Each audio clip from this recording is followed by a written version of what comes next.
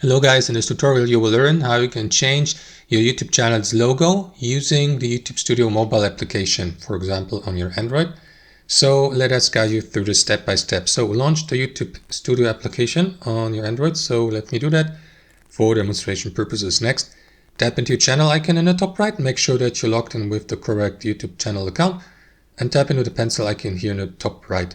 Next, simply tap into that photo or icon, channel icon here to the left.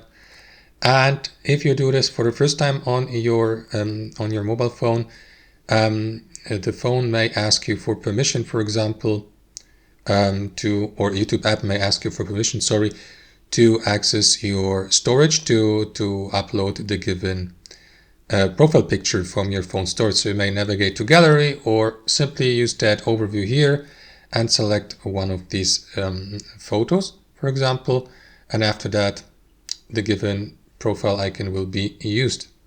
You may tap into it and crop it after that and confirm by tapping into save as profile picture here at the bottom. So I'm already using this one, so I'm not going to change this. So you can also record a new photo by tapping to camera here and after that upload it, guys. So that's how it works. Thanks for watching and I'll see you next time.